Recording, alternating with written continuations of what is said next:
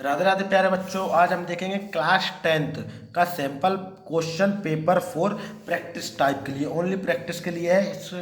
इस पेपर से आपको ये पता चल जाएगा जो कि आपका बोर्ड का पेपर आता है वो किस टाइप में आता है और कौन सा क्वेश्चन कितने नंबर में पूछा जाएगा। ठीक है, चैनल पर न्यू हो तो चैनल को सब्सक्राइब कीजिए और वीडियो को लाइक कीजिए और एक प्यारा सा कमेंट कीजिए। तो देखिए, क्लास 10th का आ चुका है अभ्यास, केवल अभ्यास हेतु नमूना प्रश्न भी कह सकते हैं या सैंपल पेपर या मॉडल पेपर, कुछ भी बोल सकते हैं। ठीक है, तो आइए देखते हैं कौन सा क्वेश्चन कितने नंबर का पूछा जाता है। तो सबसे पहले देख लीजिए कि इसमें टोटल क्वेश्चनों की संख्या रहती है 23 और टोटल पेज रहेंगे 4 और टाइम रहेगा आपका 3 घंटे। और जो पेपर होता है वो होता है आपका कितने नंबर का, 75 नंबर का। ठीक है, तो सबसे पहले 75 नंबर में जो आपका आता है उसमें से 30 नंबर के तो आपके वस्तुनिष्ठ प्रश्न आते हैं, जिसमें आपके आते हैं सबसे पहले सही विकल्प। सही विकल्प आते हैं आपसे 6 नंबर के। ठीक है बच्चों, तो 6 नंबर के सही विकल्प के बाद आ जाते हैं आपके 6 नंबर के ही खाली स्थान।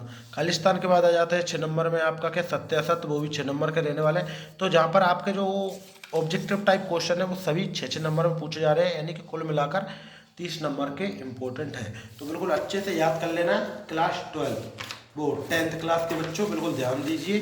ठीक है, और बिल्कुल अच्छे से याद कर लेना है। और क्लास 10th की इम्पोर्टेंट ऑब्जेक्टिव टाइप क्वेश्चन और इम्पोर्टेंट चैप्टर के क्वेश्चन भी हमारे प्ले लिस्ट में मिल जाएगी, तो जाइए उनको देखिए, उससे आपको बहुत हेल्प मिल जाएगी। बहुत ही सरल भाषा में आपको क्वेश्चन मिल जाएंगे। ठीक है, और क्वेश्चन नंबर जो 5 रहने वाला है उसमें एक वाक्य उत्तर आ जाते हैं। इसी के साथ आपके ऑब्जेक्टिव टाइप क्वेश्चन समाप्त हो जाते हैं और 2 नंबर के क्वेश्चन स्टार्ट हो जाते हैं। आइए देखते हैं 2 नंबर के क्वेश्चन में कैसे कैसे क्वेश्चन पूछे जाते हैं।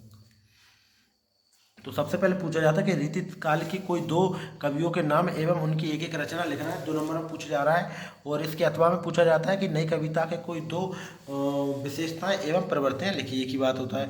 और 2 नंबर में आपसे पूछा जाएगा तुलसीदास तथा सूर्यकांत त्रिपाठी निराला के काव्य विषय में बिंदु के आधार पर 2 रचनाएं और भावपक्ष कलपक्ष लिखना है। 2 नंबर में पूछ रहा है, बहुत ही सरल सा हो जाता है। फिर इसके बाद आ जाता है क्वेश्चन आंसर आ जाते हैं आपके जो चैप्टर वाइज, तो इनको अच्छे से याद कर लेना है। ठीक है, और 9वें नंबर पे भी आपके 2 नंबर के क्वेश्चन रहने वाले हैं, इनको अच्छे से याद कर लेना है। और 10 नंबर पे जो आपके ग्रामर का क्वेश्चन आ जाता है कि प्रबंधन काव्य किसे कहते हैं, उनके प्रकार लिखिए। ठीक है, मरुदय गुण की परिभाषा उदाहरण सहित लिखिए। चौपाई छंद के लक्षण उदाहरण सहित लिखिए। और पुनर्वृत्ति प्रकाश अलंकार की परिभाषा उदाहरण सहित। देखो, सब में उदाहरण पूछ रहा है तो उदाहरण इनके अच्छे से याद कर लेना है। यदि आपने उदाहरण याद नहीं करे हैं तो आपको आधा नंबर मिलने वाला है, यानी कि 2 में से 1 नंबर। ठीक है, इसके बाद आ जाता है कहानी और उपन्यास में कोई 2 अंतर, नाटक और एकांकी में कोई 2 अंतर। इसके के साथ देखते हैं आपका आ जाता है कवि परिचय के बाद साहित्यिक विशेषताएं, यानी कि राम वृक्ष बेनीपुरी और यशपाल की साहित्य परिचय विषय में बिंदु लिखना है, 2 रचनाएं और भाषा शैली लिखना है। ठीक है बच्चों, इसी के साथ ये भी आ जाते हैं आपके इंपॉर्टेंट क्वेश्चन। 2 नंबर में प्रत्येक क्वेश्चन पूछ रहा है, तो आपको उसी के हिसाब से तैयारी कर लेनी है, ज़्यादा बड़ा क्वेश्चन याद नहीं करना है। ठीक है, फिर इसके बाद आ जाता है आपका क्वेश्चन नंबर जो है 16। क्वेश्चन नंबर 16 में क्या पूछा गया कि वाक्य नहीं, वाक्यांश के लिए एक वाक्य लिखिए, यानी कि इनको आपको छांटकर अच्छे से लिखना है। फिर इसके बाद आ जाता है आपका क्वेश्चन नंबर 17 जो भी 2 नंबर में रहने वाला है। फिर उसके बाद आ जाता है क्वेश्चन नंबर 18 जो कि आपका 3 नंबर का रहता है। इसमें आपका काव्यांश या संदर्भ प्रसंग सहित भावार्थ लिखना होता है। ठीक है बच्चों, के किस चैप्टर से लिया गया है, इसके कवि कौन है और इसके लेखक कौन है, और उसका संदर्भ प्रसंग लिखना होता है। इसी के साथ ऐसा ही नेक्स्ट आ जाता है नीचे दूसरे पेज में, इसमें गद्यांश की संदर्भ प्रसंग की व्याख्या करनी होती है। ठीक है, इसी के साथ आ जाते हैं आपके इंपॉर्टेंट क्वेश्चन। इसमें 3 नंबर में आपसे पूछा जाता है कि मेरे जीवन का लक्ष्य विषय के एक अनुच्छेद में लिखना है, या फिर आपको एक विज्ञापन बनाते हुए धूम्रपान को रोकने के लिए उसकी हानि बताते हुए एक विज्ञापन लिखना है। ठीक है, और एक इससे आपसे पूछा जाता है कि पद्यांश को पढ़कर इसके उत्तर दीजिए, यानी कि आपको एक पैराग्राफ दे दिया जाएगा और उसको पढ़कर उसके आंसर देना है। जो आपसे क्वेश्चन करेगा उनके आपको आंसर दे देना है। ठीक है, इसी के साथ जे भी हो जाता है। फिर आता है आपका 22 नंबर पे, इसमें पूछा गया है कि